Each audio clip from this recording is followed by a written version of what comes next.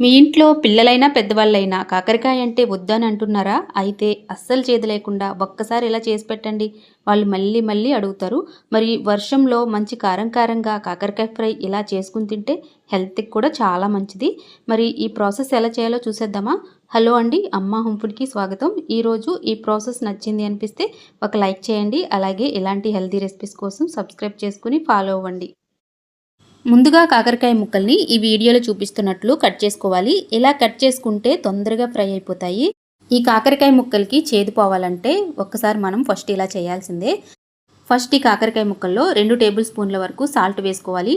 ఈ ప్రాసెస్ చేసుకోవడం వల్ల కాకరకాయలో చేదు మొత్తం పోతుంది. తర్వాత కొంచెం పసుపు కూడా వేసుకోవాలి. ఇవన్నీ కూడా ఒకసారి బాగా కలుపుకోవాలండి. వీలైతే కొంచెం వాటర్ కూడా చిలకరించి బాగా కలుపుకోండి. బాగా మెత్తగా కలుపుకోవాలన్నమాట. ఒక 10 నిమిషాలు మూత పెట్టి ఉంచుకోవాలి. 10 నిమిషాల తర్వాత కాకరకాయ ముక్కలైతే ఇలా ఉంటాయి చూడండి. వాటర్ అంతా కూడా ఇలా వచ్చేస్తుంది. ఇప్పుడు వీటిని 2-3 సార్లు బాగా వాష్ చేసుకుని అప్పుడు ఇందులో ఉన్న వాటర్ మొత్తం బాగా పిండుకోవాలి. చూడండి, ఈ వీడియోలో చూపిస్తున్నట్లు ఇలా పిండుకోవాలన్నమాట. నేను కాకరకాయ ముక్కల్ని బాగా వాష్ చేసుకున్నానండి. ఇప్పుడైతే వీటిని ఎలా పిండుతున్నానో ఒకసారి చూడండి. ఇలా గట్టిగా చేతులతో బాగా పిండాలన్నమాట, వాటర్ లేకుండా. ఒకవేళ మీకు చేదు కావాలి అనిపిస్తే ఈ ప్రాసెస్ని మీరు స్కిప్ చేయొచ్చు. ఇలాగే ముక్కలన్నీ కూడా మొత్తం ఇలా వేసేసుకోవాలి. ఇప్పుడైతే కర్రీ ప్రాసెస్ స్టార్ట్ చేసేద్దాం రండి. దీనికోసం ఒక మందంగా ఉన్న ఏదైనా కడాయిని స్టవ్ మీద పెట్టుకొని 3 టేబుల్ స్పూన్ల వరకు ఆయిల్ వేసుకోవాలి. ఎందుకంటే మనం కాకరకాయ ముక్కల్ని కొంచెం ఫ్రై చేసుకోవాల్సి ఉంటుంది. ఆయిల్ హీట్ అయ్యాక కాకరకాయ ముక్కల్ని కూడా ఆయిల్లో వేసుకుని ఫ్రై చేసుకోవాలి. ఇవి మీడియం ఫ్లేమ్లో ఫ్రై చేసుకోండి. లైట్ బ్రౌన్ కలర్లోకి వస్తే సరిపోతుంది. మరీ క్రిస్పీగా రావాల్సిన అవసరం లేదండి. ఇవి ఫ్రై అవ్వడానికి 5 నిమిషాలు పడుతుంది. ఈలోపు మనం మసాలా పేస్ట్ని రెడీ చేసుకుందాం రండి. ఒక మిక్సీ జార్ తీసుకొని దానిలోకి 3 ఉల్లిపాయలని కట్ చేసుకుని వేసుకోవాలి. తర్వాత కొంచెం వెల్లుల్లిని కూడా వేసుకోవాలి. నేను 9-10 వరకు తీసుకున్నాను.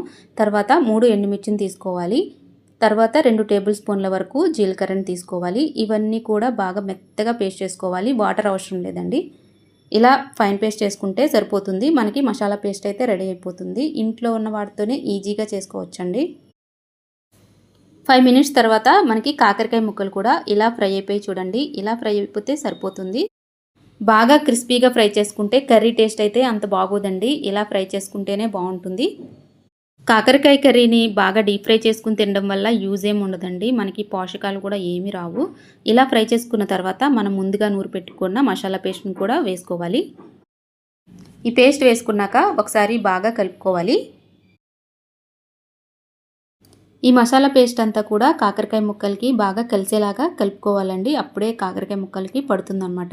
దీంట్లో అయితే మనము ఫస్ట్ నుండి సాల్ట్ అయితే వేయలేదు కదండి. ఇప్పుడైతే మనం 1 స్పూన్ సాల్ట్ వేసుకోవాలి. అంటే మీ కర్రీకి తగినంత సాల్ట్ అయితే వేసుకోవాలి. ఫస్ట్ నుండి వేయకూడదండి. ఇప్పుడు వేస్తేనే టేస్ట్ బాగుంటుంది. ఇందులో మనము ఎటువంటి మసాలాలు కూడా వేయాల్సిన అవసరం లేదండి. ఇలాగే బాగుంటుంది. ఇప్పుడు ఇందులో కొంచెం కరివేపాకు కూడా వేసుకుని బాగా కలుపుకోవాలి. ఇలా 1 నిమిషం ఫ్రై చేసుకుంటే మన కర్రీ అనేది రెడీ అయిపోతుంది. అంతేనండి, వేడివేడిగా ఈ కర్రీ మనం సర్వ్ చేసుకోవచ్చు. ఇది రైస్లోకి చాలా బాగుంటుంది. అలాగే వర్షంలో ఇలాంటి కర్రీస్ చేసుకుంటే హెల్తీగా కూడా ఉంటుందన్నమాట. చూసారు కదండి, ఈ కర్రీ ఎంత సింపుల్గా అయిపోయిందో. ఒక్కసారి మీరు కూడా కాకరకాయలను తెచ్చుకుని ఈసారి ఇలా ట్రై చేయండి. కర్రీ టేస్ట్ అయితే చాలా బాగుంటుంది.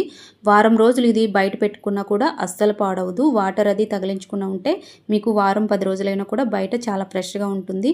అలాగే డే బై డే దీని టేస్ట్ అయితే చాలా బాగుంటుందండి. చూసారు కదండి, కాకరకాయతో ఇంత మంచి కర్రీని అస్సలు చేదుండదు. ఒక్కసారి ఇలా చేసుకుని మీ పిల్లలకు కూడా లంచ్ బాక్స్లకు పెట్టండి. ఈ వీడియో నచ్చితే కంపల్సరీగా లైక్ చేసి ఛానల్ని సబ్స్క్రైబ్ చేసుకోవడం మర్చిపోకండి.